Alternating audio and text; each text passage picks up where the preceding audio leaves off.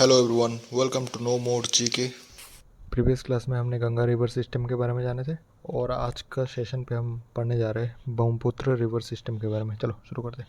सोचिए एक ऐसी नदी के बारे में जो सिर्फ पानी का बहाव नहीं है बल्कि एक जीता जागता कैरेक्टर है।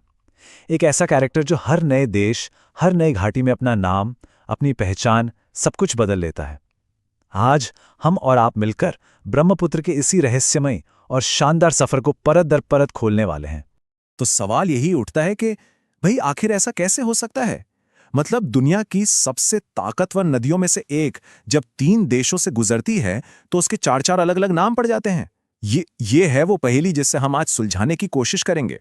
तो चलिए इस सफर को शुरू करने से पहले जरा इस नदी की विशालता को महसूस करते हैं। इस नक्शे को देखिए, ये कोई छोटी-मोटी धारा नहीं है। ये तो 2900 किलोमीटर लंबा एक पूरा महाकाव्य है, जो हिमालय की बर्फीली चोटियों से शुरू होकर सीधे बंगाल की खाड़ी के विशाल मुहाने पर जाकर खत्म होता है। यकीन मानिए, इस एक नक्शे में ना एक पूरी सभ्यता की कहानी छिपी हुई है। तो हर बड़ी कहानी की तरह इस नदी की कहानी भी एक बहुत ही असाधारण जगह से शुरू होती है। एक ऐसी जगह जो मानो आसमान को छूती हो, जहां सिर्फ बर्फ और खामोशी का राज है। तो इसकी शुरुआत होती है तिब्बत की पवित्र मानसरोवर झील के पास चेमयुंगडुंग ग्लेशियर से। जरा सोच के देखिए, हिमालय की हजारों फीट की ऊंचाई पर पिघलती हुई बर्फ की एक पतली सी धारा, बस यही वो पहला कदम है जो आगे चलकर एक महान नदी का रूप लेने वाला है। और अब आते हैं कहानी के सबसे दिलचस्प मोड़ पर। ये वो हिस्सा है जहां ये नदी सिर्फ जमीन ही नहीं बल्कि अपनी पहचान भी बदलती है। चलिए देखते हैं कैसे। तिब्बत के ऊंचे पठारों पर इसका पहला नाम है त्सांगपो, और इसका मतलब होता है पवित्र करने वाली या द प्योरीफायर।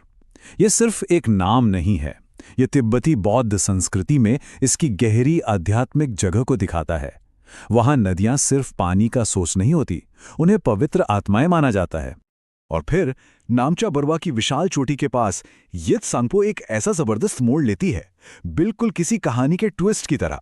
ये एक गहरी संकरी घाटी से होकर भारत में दाखिल होती है और बस यहीं से इसकी पहचान का दूसरा चैप्टर शुरू हो जाता है। भारत के अरुणाचल प्रदेश में कदम रखते ही बूम, इसका नाम हो जाता है दिहांग। अब ये वो शांत त्सांगपो नहीं रही, नहीं, यहां ये पहाड़ों के बीच करचती है, शोर मचाती है, एक जंगली ताकतवर नदी बन जाती है। पहाड़ों का वो तूफानी सफर खत्म करके जैसे ही ये असम के हरे भरे मैदानों में फैलती है, इसका रूप एकदम शांत और विशाल हो जाता है। और यहीं यहीं इसे अपना सबसे मशहूर नाम मिलता है, ब्रह्मपुत्र, जिसका मतलब है सृष्टिकर्ता ब्रह्मा का पुत्र। लेकिन सफर अभी खत्म नहीं हुआ है। धुबरी के पास जैसे ही ये नदी एक और बॉर्डर पार करके बांग्लादेश में दाखिल होती है, इसका नाम एक बार फिर बदल जाता है। अब यह है शक्तिशाली जमुना। यहां ये इतनी चौड़ी हो जाती है कि एक किनारे से दूसरे किनारे को देखना तक मुश्किल है। सच में ये इसकी अपार शक्ति का प्रतीक है। चलिए अब वापस भारत आते हैं और ब्रह्मपुत्र के उस रूप को देखते हैं जिसने असम की धरती पर कुछ ऐसे अजूबे रचे हैं जो दुनिया में शायद ही कहीं और देखने को मिले। ये नदी सिर्फ पानी ही नहीं बहाती, ये जमीन भी बनाती है। और इसी की एक खासियत ने एक ऐसा अजूबा रचा है जो पूरी दुनिया में मशहूर है। और वो अजूबा है माजुली, दुनिया का सबसे बड़ा नदी द्वीप, जहां लोग रहते हैं, जहां एक पूरी संस्कृति बसती है। ये सिर्फ एक द्वीप नहीं, ये तो ब्रह्मपुत्र का एक वरदान है। इतना ही नहीं, ये नदी सदिया से धुबरी तक नेशनल वाटरवे नंबर 2 के तौर पर एक लाइफलाइन भी है। और इसी के किनारे तो डिब्रूगढ़, गुवाहाटी और तेजपुर जैसे बड़े बड़े शहर फल फूल रहे हैं। तो तिब्बत से लेकर बांग्लादेश तक इस पूरी यात्रा की कुल लंबाई पूरे 2900 किलोमीटर। ये सिर्फ एक नंबर नहीं है, ये इस नदी की सहन शक्ति और इसके विशाल होने का सबूत है। देखिए, कोई भी महान यात्रा अकेले पूरी नहीं होती, और ब्रह्मपुत्र भी कोई अपवाद नहीं है। इसके रास्ते में कई साथी नदियां आकर मिलती हैं, जो इसे और ज्यादा शक्तिशाली बनाती हैं। इन साथी नदियों को हम कहते हैं सहायक नदियां या ट्रिब्यूटरीज। ये सब मिलकर एक विशाल नेटवर्क बनाती हैं। समझ लीजिए एक तरह का नदी परिवार जो ब्रह्मपुत्र के पूरे सिस्टम को कंप्लीट करता है। इसका एक बहुत ही शानदार एग्जाम्पल है तीस्ता नदी।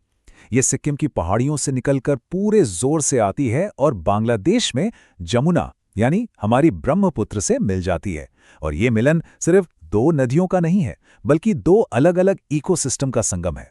अगर ब्रह्मपुत्र के इस विशाल परिवार पर नजर डालें तो दोनों तरफ से नदियां आकर इसमें मिलती हैं। इसके लेफ्ट बैंक से लोहित, धनसिरी और कपिली जैसी नदियां अपना पानी लाती हैं, तो वहीं राइट बैंक से सुबनसिरी, कामेंग और मानस जैसी ताकतवर नदियां इसमें आकर समा जाती हैं। और अब हम इस नदी की यात्रा के अंतिम और सबसे शानदार पड़ाव पर पहुंच गए हैं। ये वो जगह है जहां ये एक और महान नदी से मिलकर दुनिया का एक मशहूर लैंडमार्क बनाती है। बांग्लादेश की धरती पर जमुना यानी हमारी ब्रह्मपुत्र की यात्रा अपने क्लाइमैक्स पर पहुंचती है। यहां इसका मिलन होता है भारत की एक और महान नदी गंगा से। और ये सिर्फ दो नदियों का संगम नहीं है, ये तो दक्षिण एशिया के भूगोल और संस्कृति का सबसे बड़ा महासंगम है। और जब ये दो महानदियां एक हो जाती हैं तो ये मिलकर बनाती हैं दुनिया का सबसे बड़ा डेल्टा, सुंदरबन। ये वो जादुई जगह है जहां जमीन और पानी एक हो जाते हैं, और ये अपनी अनोखी मैंग्रोव और हाँ, रॉयल बंगाल टाइगर की आबादी के लिए पूरी दुनिया में जानी जाती है। तो एक नदी जो बर्फ से जन्मी, जिसने बड़े बड़े द्वीप बनाए और जिसे दुनिया ने 4 अलग-अलग नामों से जाना, वो आगे कौन सी कहानी कहेगी? ये एक ऐसा सवाल है जो इस नदी के लगातार बहते सफर की तरह शायद हमेशा जिंदा रहेगा।